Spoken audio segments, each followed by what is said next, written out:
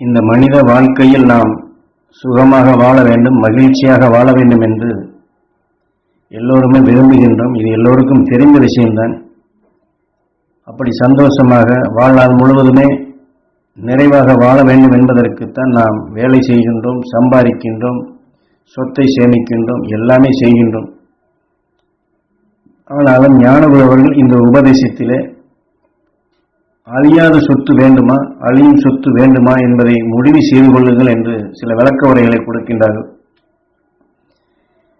தொழில் செய்து வேலை செய்து சொத்தை சேமிக்க வேண்டும் என்று எண்ணும் பொழுது அது அழியக்கூடிய சொத்து தான். காரணம், அது இந்த உடல் வாழ்க்கைக்கு உதவும். ஆனால் உடல் வாழ்க்கைக்கு அந்த சொத்து உதவுகிறது என்று சொன்னாலும் அதற்குண்டான ஞானம், சேமித்த அந்த சொத்தை சரியான முறையில் நாம் காக்கக்கூடிய நல்ல எண்ணங்களோ அதுக்குண்டான பக்குவமான நிலைகள் இல்லை என்றால் அந்த சொத்தும் கரைந்துவிடும், காணாமலே போய்விடும். அதற்குத்தான் சில உதாரணங்களை இங்கே சுட்டி காட்டுகின்றார். சொத்தை சம்பாதித்து வைத்திருப்போம், ஆனால் சந்தர்ப்பத்திலே வேதனை என்று வந்தால் நம்முடைய மனநிலைகள் எத்தனை வகைகளில் மாறுபட்டு விடுகின்றது. அந்த நேரத்தில் யாராவது நம்மிடம் வந்து இந்த பணத்தை வைத்துக் கொள்ளுங்கள், இந்த சொத்தை வைத்துக் கொள்ளுங்கள், அதில் என்னென்ன மாதிரியான கணக்குகள் இருக்கின்றது, உங்களிடம் இவ்வளவு பெருமானம் உள்ள சொத்துகள் இருக்கின்றது, இதையெல்லாம் என்ன செய்யலாம், எப்படி பயன்படுத்தலாம் என்று கேட்டால் அந்த எல்லை கடைந்த வேதனைகளை நாம் இருக்கும் பொழுது எங்கேயாவது தொலைந்து போகட்டும், இதையெல்லாம் ஏனிடம் ஏனப்பா சொல்லுகிறீர்கள் என்போம். ஆனால் சம்பாதிக்கும் போது கஷ்டப்பட்டுத்தான் வாங்கியிருப்போம். ஆனால் அந்த வேதனை மனிதனுக்கு தாங்க முடியாத எல்லை கடந்து வந்துவிட்டால் இந்த சொத்து கணக்கை கேட்டாலும் எங்கேயாவது கொண்டு போய் விடுங்கள் என்ற நிலைதான் வருகின்றது. எனவே இது ஏதோ விளையாட்டுக்கு ஒரு சொல்லுக்காக சொல்வதில்லை. அந்த செல்வத்தின் நிலைகள் நாம் வைத்திருந்தாலும் இங்கே வேதனை வந்துவிட்டது, அதை அனுபவிக்க முடியாது. அதை நம்ம அனுபவிக்கக்கூடிய சூழ்நிலை நம்மிடம் இல்லை என்றால் வெறுப்பு வந்து விடுகின்றது. காரணம், நமக்கு இப்படி வந்துவிட்டதே, இப்படி ஆகி போய்விட்டதே. ஆக அந்த பணத்தை வைத்து நாம் வேதனை நீக்க முடியாது. பணத்தை நினைத்து சந்தோஷப்பட்டாலும் கூட வேதனை யார் நீக்குவது? என்னால் வேதனை என்பது இந்த உடலோடு உடல் பற்றாக வந்து விடுகின்றது. அப்போ அந்த மாதிரி சமயங்களிலே நம் பற்று யார் மீது இன்னால்தான் தான் ஆனது, அல்லது இவனை நாம் விட்டுவிட்டு சென்று விடுவோம், இவன் போய் விடுவானோ என்று குழந்தையோ நண்பர்களோ மற்ற உறவினர்களோ அங்கே பற்று அதிகமாகிவிட்டால் அவரே எண்ணிக்கொள்கின்றோம், அவரே பிடித்துக் கொள்கின்றோம். அந்த உடலை தேர்ந்து விடுகின்றோம். அதை தேர்ந்து எடுத்துக்கொண்ட பின் இந்த வேதனைப்பட்டு உடல் நோயாகி உடல் மடிந்த பின் இந்த ஆன்மா அங்கேதான் செல்லுகின்றது. ஆனால் அந்த உடலுக்குள் சென்றால் குழந்தையாக கூட பிறப்பதில்லை. இந்த உடலில் எந்த வேதனையை அதிகமாக சேர்த்து அதனால் நோயை உருவாக்கி கடும் அல்லல் பட்டமோ இதையே அங்கே சாகாக்களையாக உருவாக்கி அந்த ஆசையை புகுந்த உடலிலும் தூண்டி அவர்களையும் மடியை செய்து கடைசியிலே பேய் மனமாகி பூத கணமாகவே மாறிவிடுகிறது. இதுதான் பூதம் என்று சொல்வது. இப்படிப்பட்ட உணர்வு விளைந்த பின் கடுமையான நஞ்சு கொண்ட நிலையாகி அதற்கு தக்க விஷமான ஜந்துகளாக இந்த உயிர் நம்மை உருவாக்கி விடுகின்றது.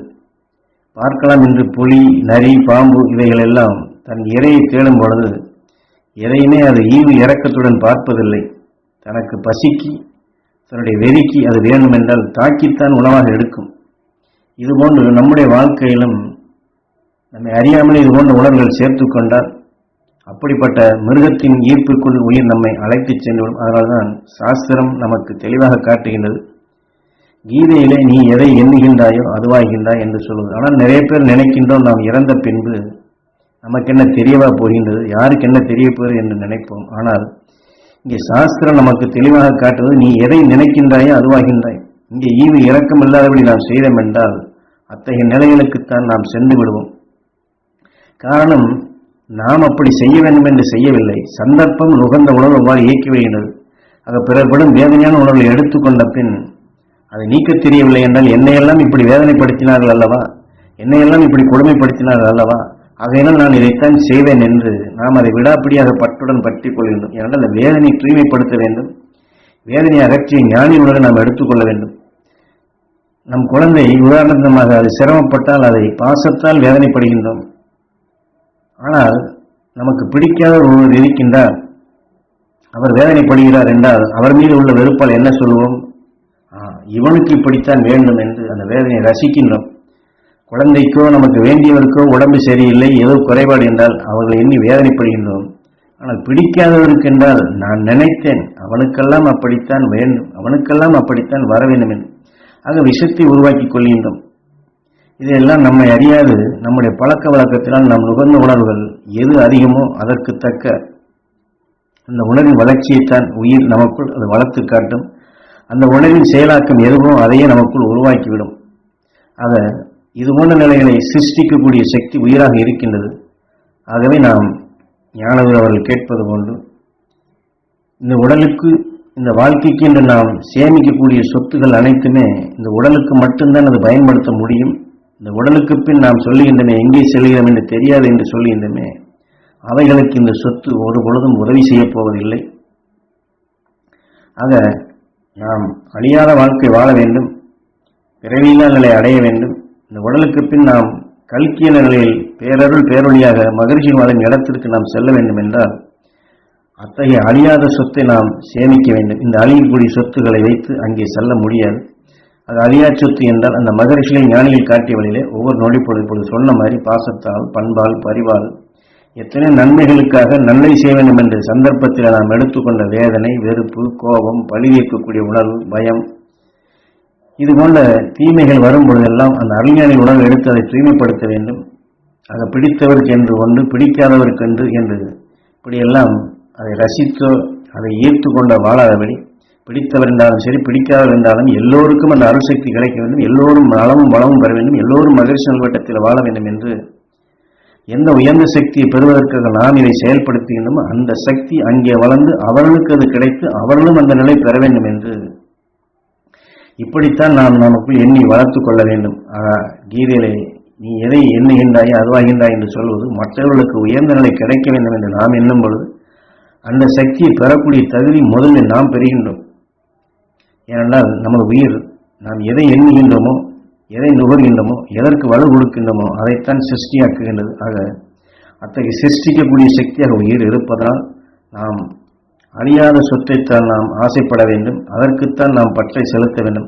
அப்படி நாம் செலுத்தி அழியா சொத்தாக ஞானிகளுடன் நமக்குள் வளர்த்தால் நமது உயிர் அவதார புருஷனாக மாற்றிவிடுகின்றது. ஆகவே கலியா கல்கியா இந்த உடலுக்கு பின் நமக்கு வேண்டியது எது என்பதை தீர்மானித்து இந்த உடலுக்கு பின் என்றுமே அழியாத வாழ்க்கை வாழ வேண்டும் என்று கல்கி பேரருள் பேரொழியாக மாற வேண்டும் என்பதை நாம் தீர்மானித்து அதன் வழி ஞானிகள் மகர்ஷிகள் காட்டியவழி இந்த வாழ்க்கையை சப்த ரிஷிகள் உபதேசித்த நெறிகளை கடைப்பிடித்து உயிரோடு ஒன்றி உயிருடன் ஒன்றிடும் உணர்வுகளை அழியா ஒளி சரீரம் பெறக்கூடிய பயணத்தின் பாதையாக அமைத்து உணர்வுகளை எல்லாம் ஒளியின் சரீரமாக ஒளியின் சுடராக பேரருள் பேரொழியாக மாற்றி நாம் பழக வேண்டும். அதற்கு நாம் கையாள வேண்டிய முறை இதுதான். உடலுக்கு தேவையானது அது உடலுடன் சென்று விடுகின்றது. ஆனால் நம் உயிரான்மாவுக்கு தேவையான அழியா சொத்தை மகிழ்ச்சி ஞானிகள் பெற்ற சக்திகளை அவசியம் சேர்த்து அவர்கள் வாழும் எல்லைக்கு நாம் செல்ல வேண்டும் என்பதைத்தான் அந்த அழியா சொத்தை நாம் தேடக்கூடியதற்குத்தான் இந்த வாழ்க்கை வாழ்கின்றோம். மனிதனுடைய வாழ்க்கையுடைய முக்கியமான அம்சமே பிறவியில்லா நிலை என்பதை உணர்ந்து நாம் அதன் வழி செயல்பட வேண்டும் என்பத அவசியத்தை தான் ஞான உறுதிகளை நமக்கு வழிகாட்டுகின்றார்கள்.